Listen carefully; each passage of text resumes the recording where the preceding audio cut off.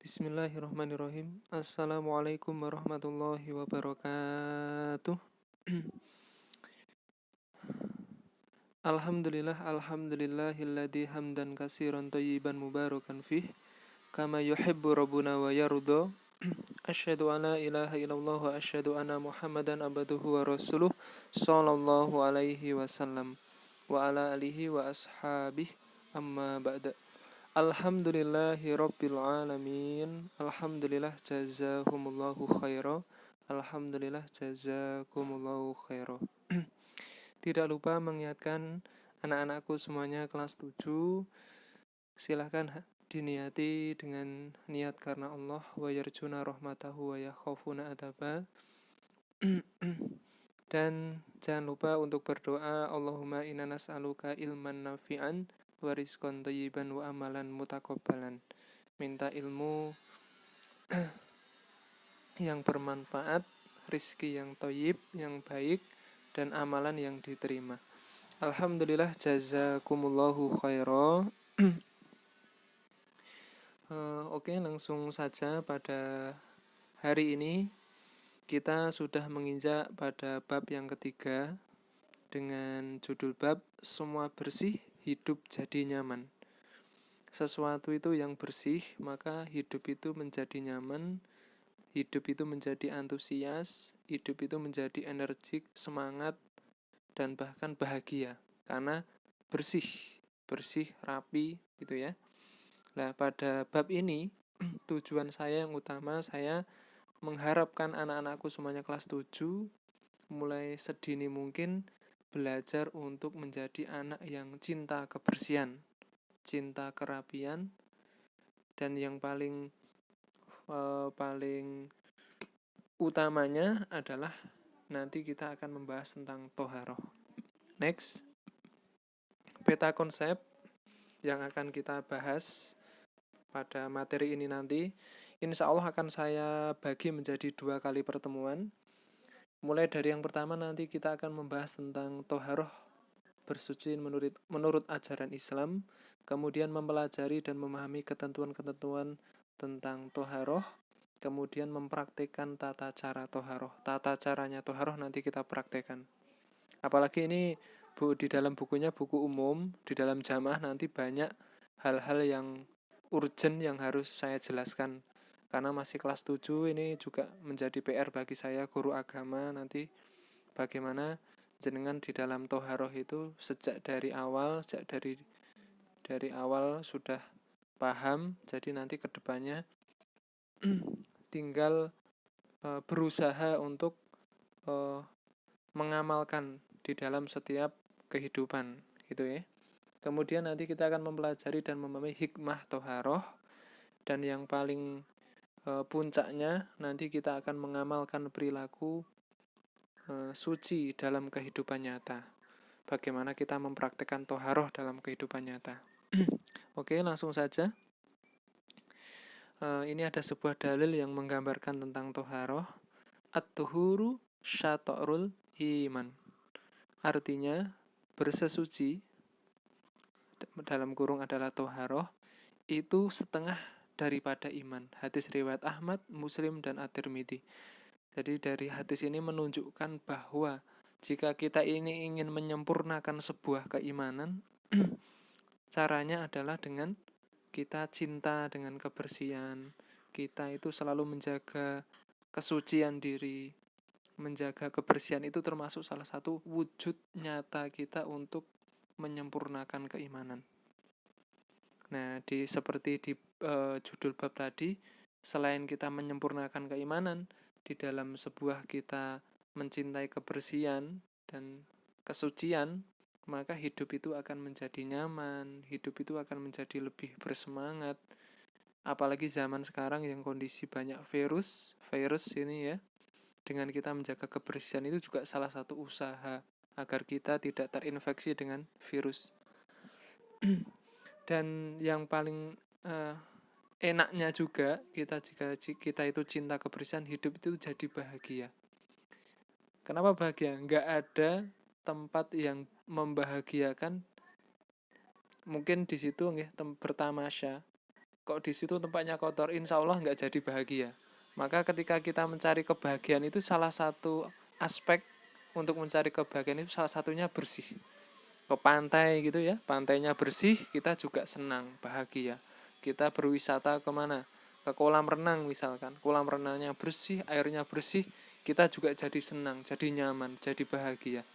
Itulah salah satu hikmah jika kita itu cinta kebersihan dan bisa mempraktekkan dalam kehidupan sehari-hari. Insya Allah hidup kita juga akan menjadi nyaman dan bahagia. Next, cermatilah dari beberapa gambar ini, saya ambil dari buku.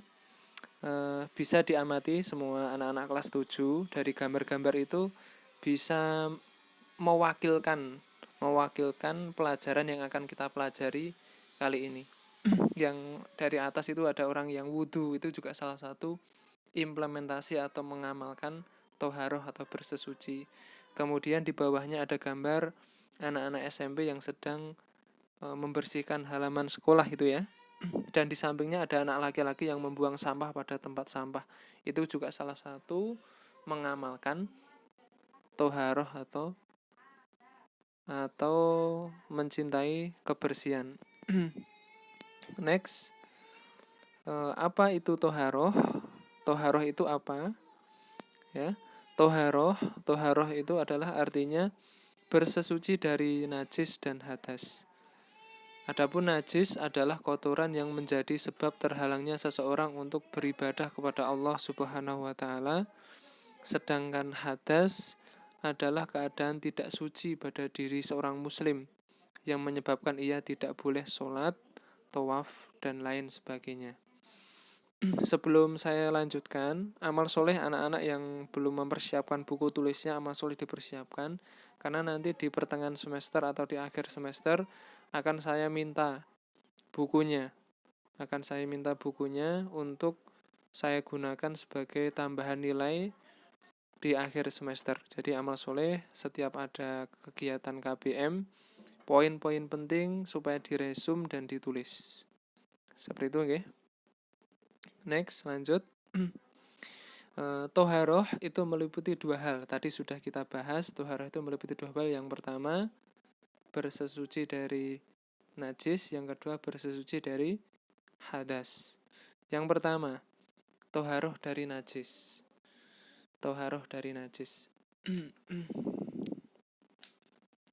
Yang pertama adalah najis mukhafafah. Di sini tidak saya jelaskan, maksud saya tidak saya review pengertian najis mukhafafah bagaimana. Jadi amal soleh anak-anak ini nanti bisa ditulis ya penjelasan dari saya. Najis mukhafafah. Jadi najis mukhafafah adalah najis yang ringan. Najis mukhafafah itu adalah najis yang ringan. Najis mukhafafah ini seperti air seni bayi atau air kencing bayi laki-laki yang belum berumur 2 tahun. Ya cara gampangnya di bawah 2 tahun gitu. Yang mana dia belum makan apapun kecuali ASI, air susu ibu. Maka kategori air kencing anak laki-laki bayi yang umurnya masih di bawah 2 tahun ini, yang belum makan apapun kecuali ASI, ini masuk ke kategori najis mukhafafah. Lah kalau bayi perempuan sudah nanti masuk di najis tingkatan di atasnya lagi, karena air kencing perempuan itu lebih tingkatan najisnya, sama-sama bayi di bawah 2 tahun belum makan ASI, maka tingkatan najisnya lebih najis yang bayi perempuan. Seperti itu ya. Jika punya adik mungkin barangkali di rumah atau besok sudah punya anak, cara mensikapi najis ini juga berbeda.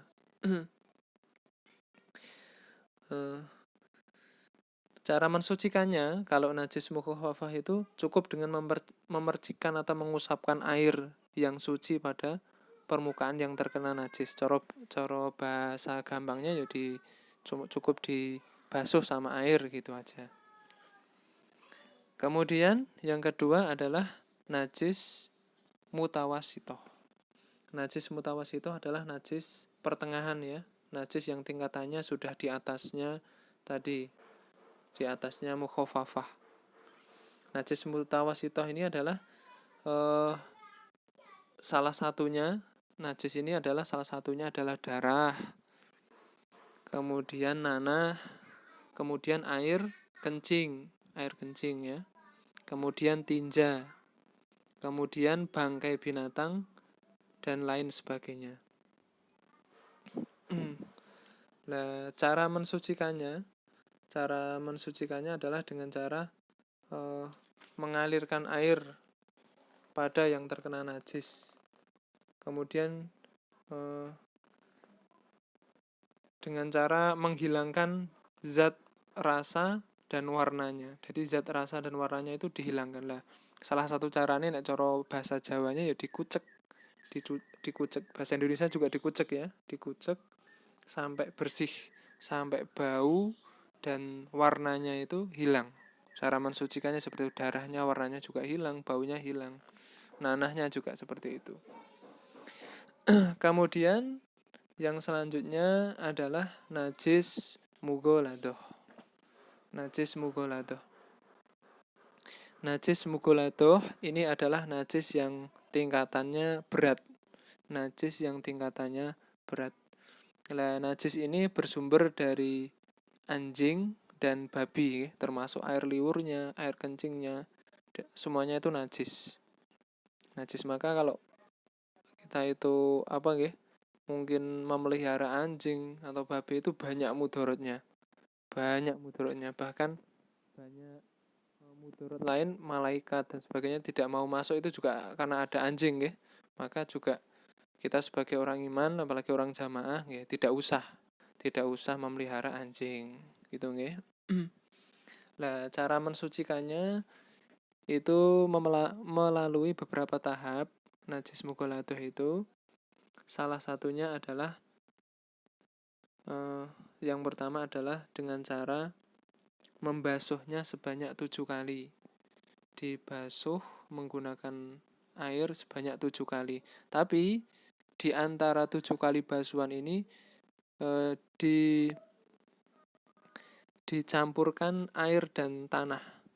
Salah satu 7 kali basuhan ini tadi, 7 basuhan air tadi, yang salah satunya entah itu mau nanti di akhirnya atau di pertengahan, itu air dicampur tanah kemudian digunakan untuk mensucikan bekas yang terkena air kencing anjing atau babi atau air liurnya anjing itu tadi. Seperti itu ya, bisa dipahami. Itu termasuk penjelasan saya tentang toharoh dari najis, diperinci menjadi 3, najis mukhafafah, najis mutawasitoh, dan najis mughaladah. Kemudian yang selanjutnya adalah toharoh dari hadas. Toharoh dari hadas. Hadas itu yang pertama dirinci. Hadas itu dirinci, yang pertama adalah hadas kecil. Salah satu yang menjadikan hadas kecil adalah yang pertama keluar sesuatu dari hubul atau kemaluan ya. Kalau hubul itu bahasa untuk perempuan, kemaluannya perempuan itu hubul. Kalau kemaluannya laki-laki itu perji. Atau keluar sesuatu dari dubur. Mungkin itu yang keluar ketika kentut, keluar ampase gitu ya kalau bahasa. Mohon maaf kalau saru ya. Atau mungkin dari kemaluan itu keluar cairan itu ya. Itu maka menjadikan hadas kecil. Kemudian yang kedua adalah salah satu yang menjadikan hadas kecil adalah yang kedua hilang akal atau contohnya tidur. Mau sholat isya, setelah sholat maghrib mau sekalian sholat isya, nunggu sholat isya adalah ketiduran. Nah maka itu menjadikan hadas kecil.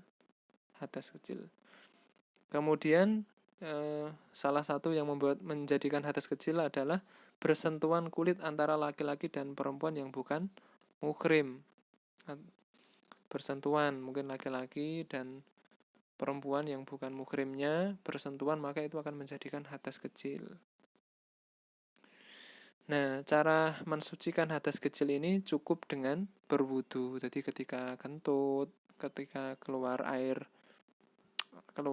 sesuatu dari kemaluan atau dari dubur, itu ya segera dibasuh kemudian wudu. Atau tertidur itu maka harus wudu. Pokoknya sesuatu yang membatalkan wudu itu ranahnya masuk ke hadas kecil. Seperti itu ya. Amal soleh ditulis. Kemudian yang selanjutnya adalah hadas besar. Hadas besar itu salah satunya adalah ketika hubungan suami istri atau bersetubuh antara suami istri itu juga menjadikan hadas besar. Kemudian keluar mani, kemudian keluar haid atau menstruasi, kemudian melahirkan, kemudian keluar darah nifas, kemudian meninggal dunia, ya, maka itu menjadikan hadas besar. Nah, bagaimana mensucikan hadas besar? Cara mensucikan hadas besar ini nanti adalah dengan cara mandi jenabah atau mandi junub. Nanti di pertemuan selanjutnya akan saya praktekkan bagaimana cara kita bersesuci, mulai dari wudhu dan sampai kita nanti mempraktekkan bagaimana cara mandi jenabah atau mandi junub. Pada khusus hadas kecil tadi, jika tidak menemui air maka bisa tayamum ya. Ketika kita itu batal wudhunya, maka cara mensucikan ketika tidak air adalah dengan tayamum, menggunakan debu atau pasir yang suci. Alhamdulillah, jazakumullah khairan.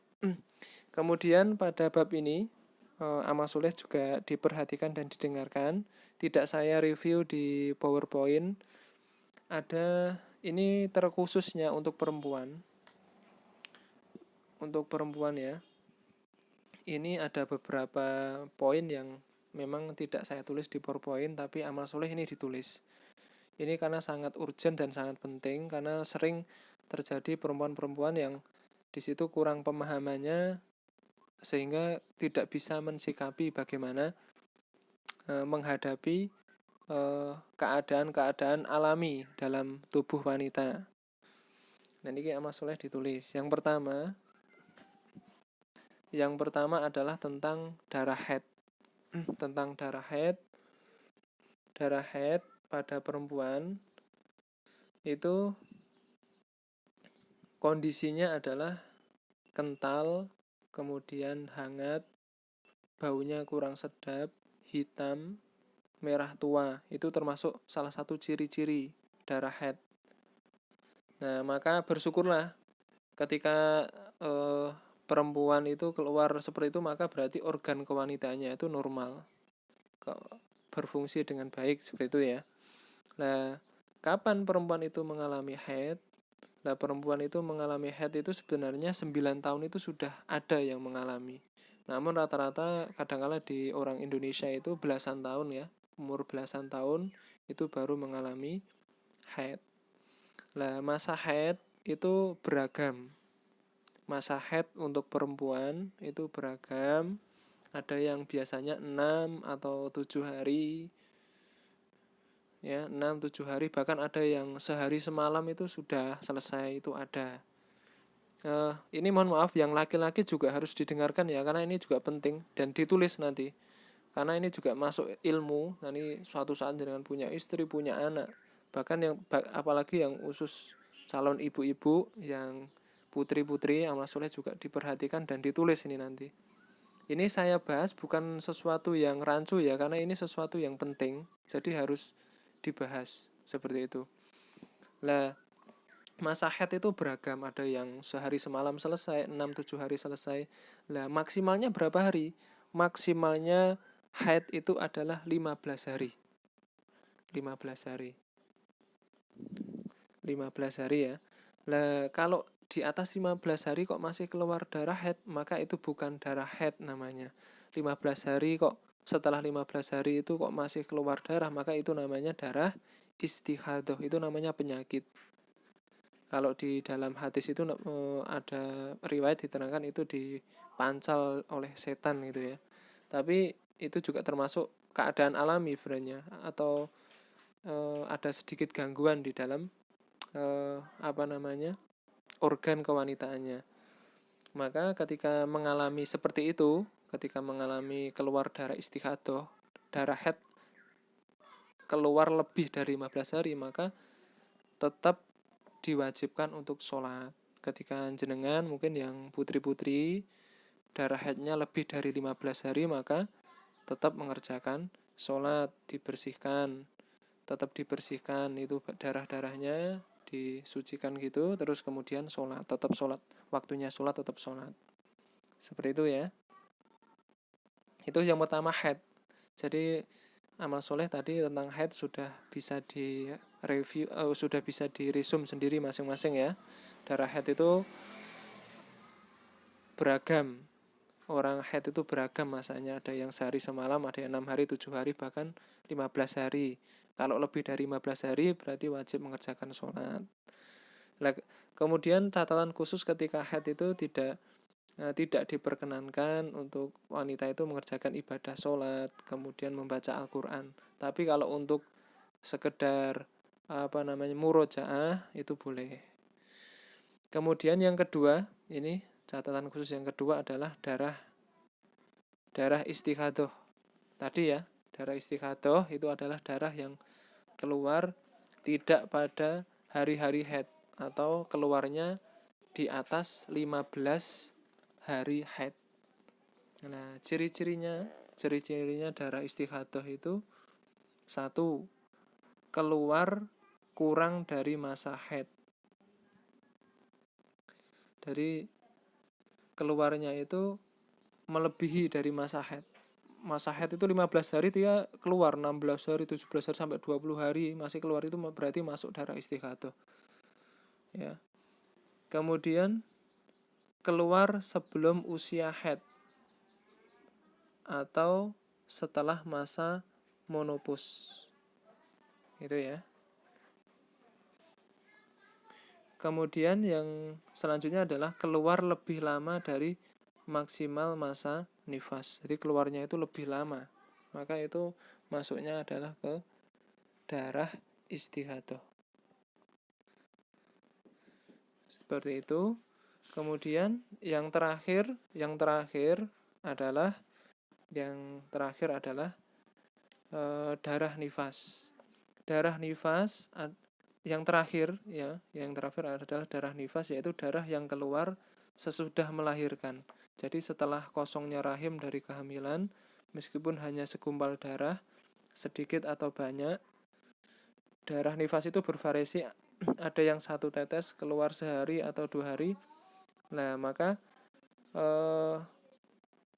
perempuan yang mengeluarkan darah nifas selama 40 hari dan paling lama 60 hari. Adapun cara mensucikannya adalah dengan cara mandi wajib. Untuk perempuan yang nifas, cara mensucikannya adalah dengan mandi wajib. Seperti itu nggih.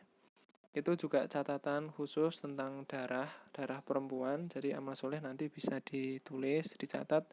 Jika ada hal-hal yang kurang paham, nanti bisa ditanyakan ke saya. Mungkin nggih. Mungkin itu. Alhamdulillah, jazakumullah khairan. Nanti di pertemuan selanjutnya kita akan membahas bagaimana cara mempraktekkan toharoh dan hikmah toharoh. Alhamdulillah, jazakumullah khairan. Sekian pembelajaran dari saya. Banyak kurang dan lebihnya. Saya mohon maaf yang sebesar-besarnya. Jazakumullah khairan. Semoga Allah memberi ilmu hikmah yang bermanfaat dan barokah. Wassalamualaikum warahmatullahi wabarakatuh.